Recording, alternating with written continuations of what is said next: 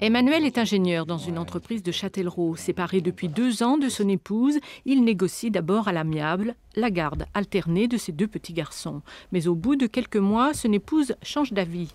Depuis, il a saisi la justice et aujourd'hui, le droit de visite élargi qui lui est accordé de 4 jours toutes les 2 semaines ne lui suffit pas. Je souhaite, dans l'intérêt des enfants, une garde alternée.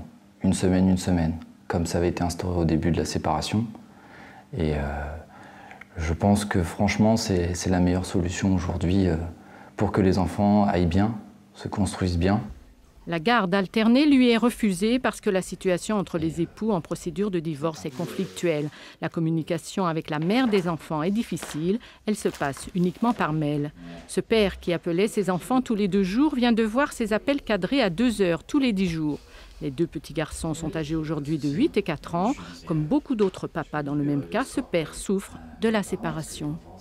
J'ai 2 garçons, ils sont très proches de moi, on fait beaucoup de choses ensemble, les Lego, les jeux à l'extérieur, etc.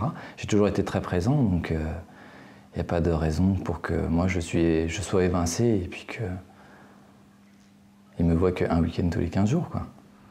Au tribunal des affaires familiales de Poitiers, 4 juges sont saisis d'environ 3000 dossiers par an, divorce avec ou sans enfants. Dans 72% des cas, c'est la mère qui a la garde des enfants. C'est le juge qui décide dans l'intérêt de l'enfant.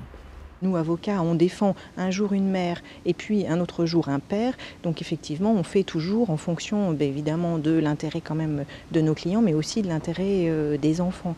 Donc il n'y a vraiment pas de règles qui s'appliquent, c'est toujours vraiment au cas d'espèce. La loi de 2002, portée par Ségolène Royal, qui rend possible la garde alternée à ses détracteurs, dont l'association SOS Papa qui souhaite la systématiser. Selon elle, plus d'1 million de pères sont privés de leur enfant en France.